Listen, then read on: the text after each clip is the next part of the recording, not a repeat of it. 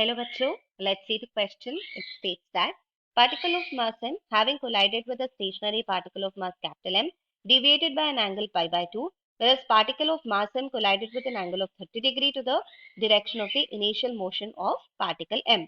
How much in percentage and in what way has the kinetic energy of the system changed after the collision if mass to mass ratio is 5? So इससे हमें पता चलता है हमारा की concept होगा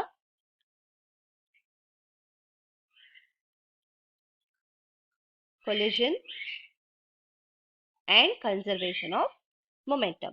सो इस क्वेश्चन को हम थोड़ा विजुलाइज करेंगे। एक कैपिटल एम है, ये इनिशियली रेस्ट पर है। स्मॉल एम है, वो टकराएगा हमारा कैपिटल एम से। तो स्मॉल एम का इनिशियल वेलोसिटी यू मान लेंगे। आफ्टर कोलिजन ये स्मॉल एम मूव करेगा इस डायरेक्शन में विद सम वेलोसिटी v1, ये हॉरिजॉन्टल डायरेक्शन है।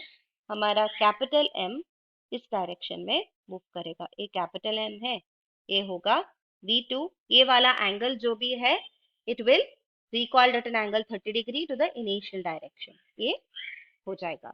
सो इस वेक्टर्स को हम थोड़ा रिजॉल्व करेंगे तो हमें मिल जाएगा। सो u1 हमारा इसी डायरेक्शन में है, सो ये होगा u1 इस डायरेक्शन में है। m v2 a mu1 m v2 cos 30 vertically downward direction में, m v2 sin 30 vertically upward small m v1। तो हमें पता है बोथ डायरेक्शंस यानी कि x axis and y axis दोनों डायरेक्शन में हमारा मोमेंटम कंजर्व रहेगा। So by conservation of momentum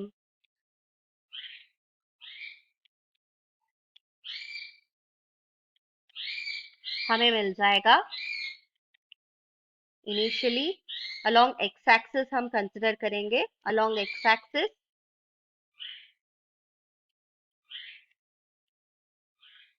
mu1 इसको कंसिडर करेंगे u ही, क्योंकि एक ही पार्टिकल मूव कर रहा है। So mu will be equal to mv2 cos 30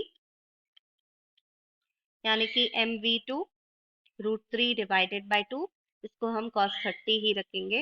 mv2 cos 30 इसको हम कहेंगे equation 1। Along y axis small m v1 is equal to capital M v2 sin 30, इसको हम कहेंगे इक्वेशन 2। सो इन दोनों इक्वेशन को हम रेशियो लेंगे, हमें मिल जाएगा tan 30 mv2 sin 30 divided by mv2 cos 30 हो जाएगा। tan 30 is equal to v1 divided by u, यानी कि v1 होगा u tan 30। सिमिलरली हम v2 फाइंड आउट कर सकते हैं इक्वेशन 2 से, इसको हम कहेंगे इक्वेशन 3। तो हमारा v2 होगा m by m times v1 यानी कि u tan 30 divided by sin 30, ये हो जाएगा m divided by m u cot 1 divided by, ये हो जाएगा sin 30 by cos 30 1 divided by cos 30, तो वो हो जाएगा secant 30, इसको हम कहेंगे इक्वेशन 4।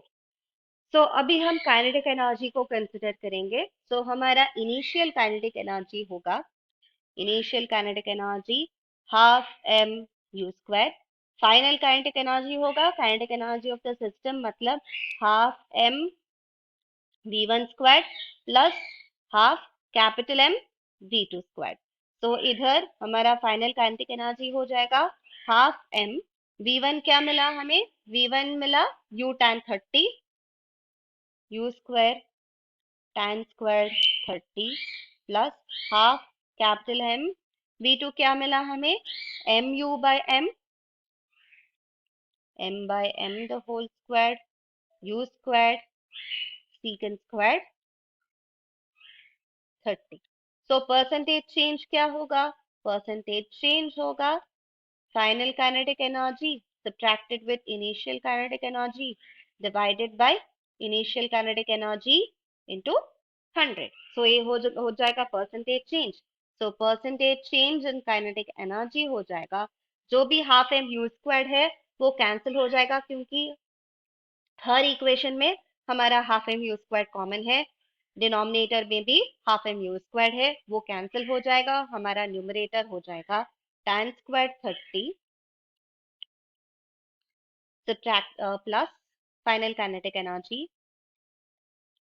इस टर्म में हाफ एम यू स्क्वायर्ड को हम कॉमन लिया है. हमारा जो भी रिमेनिंग एक्सप्रेशन है वो है m divided by m times u squared is common secant squared 30 divided by 1. So tan square 30 हम सब्स्टिट्यूट करेंगे. tan 30 is 1 divided by root 3. tan square 30 होगा 1 divided by 3 plus m by m का ratio already given है हमें 5. Second square 30 हमें पता है cos 30 is root 3 bye 2. ये हो जाएगा 4 डिवाइडेड बाय 3. सो ये हो जाएगा 21 डिवाइडेड बाय 3%. इसमें ये जो चेंज इन काइनेटिक एनर्जी है एक टर्म हमने मिस कर दिया है. ये होगा माइनस इनिशियल काइनेटिक एनर्जी. सो ये हो जाएगा -1. सो हमारा -1 होल इंटू 100. सो इधर भी हमारा 100 होगा.